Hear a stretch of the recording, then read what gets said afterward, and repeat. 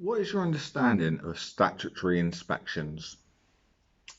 So for me, statutory inspection means it's not the word statutory, but statutory means inspection that has to be done within a certain time period. So within bus industry, it's usually between 28 and 35 days. However, depending on the age of the vehicle, that can be it can be lengthened. So it could be longer than that. But as a standard, it's usually between 28 and 35 days.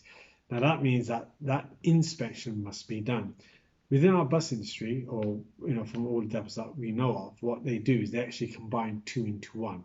So when that vehicle is coming for its inspection, which is what a legal requirement is to be done, we usually do maintenance on it as well, which I can talk about in a bit. But the inspection has to be done because it's a requirement. I mentioned about OCRS before, so part of the operator compliance risk score is that an inspection must be done and it must be recorded between 28 and 35 days.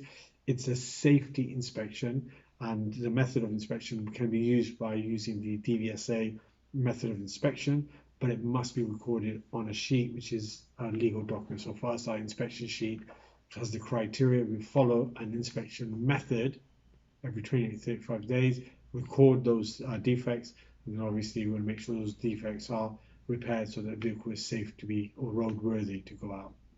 Fantastic. And what is the purpose of a maintenance schedule? So, like for example, in our depot, we've got over 100 vehicles.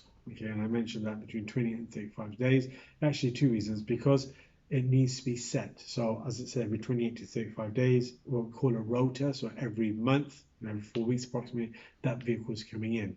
Now, as I said, the inspection is the inspection. There will be a different inspection once a year called the annual inspection, or the MOT as we call it, which is in a sense a deeper inspection to make sure that the vehicle, when it's being set or sent for it to be inspected by DVSA, it's of the highest caliber. But all our inspections are done to an extremely high level, and what it will also do, it stops, in a sense, a big backlog. So if you've got 10 vehicles and all the MOTs are at the same time, what you're going to end up happening is 10 vehicles being off the road ready for an MOT, which means it's going to cause us problems for our traffic side. So actually having a maintenance schedule, what it does, it keeps things, tallied up. So it might be a vehicle that's coming brand new, an example. So we've had 10 new buses delivered last week. And what we do is you put them into the rota system. And by doing so, one of the new vehicles may have an MOT in 3 months down the road, even though it doesn't need it for a year, but then it puts it into a slot. So from that point onwards, every 12 months it'll have its MOT or annual inspection done by the DVSA. However, every 20 to 35 days, it will have its inspection done.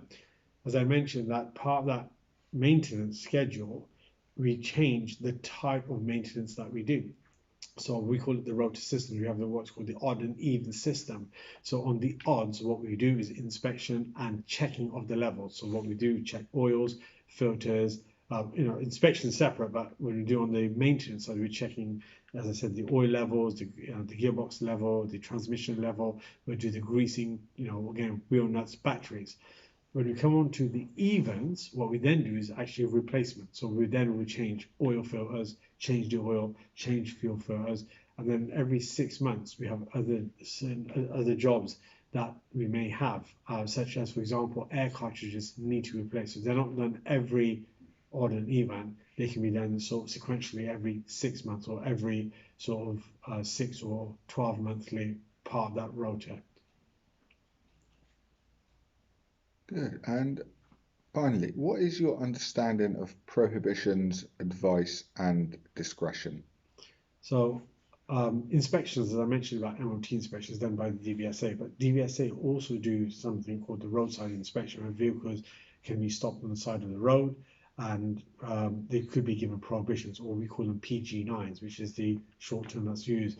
And what that means is a prohibition means that the DVSA have the right to either take the vehicle off the road, which is known as an immediate prohibition, or they can find a defect that it's not that severe, but it's a defect and it needs to be repaired within a specific time, which is known as a delayed prohibition. That can be anything from 3 to 10 days.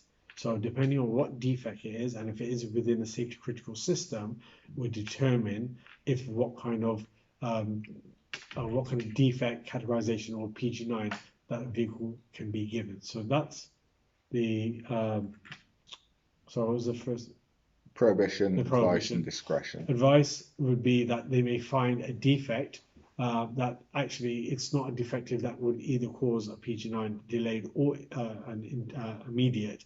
However, from their knowledge, their skills, and their understanding, they can give you advice. So, for example, there could be a fuel pipe, okay, that isn't leaking, but it's very close to rubbing.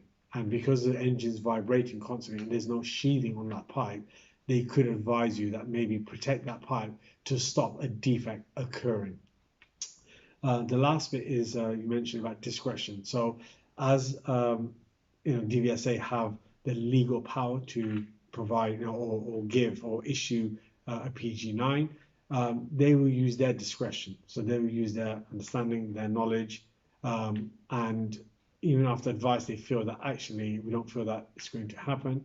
They can use their discretion to supersede what you may think or what you think is okay, but they don't, because they have the manual that they go by, and they'll use their skills and abilities to make a decision or an informed decision to either issue or not issue PG9.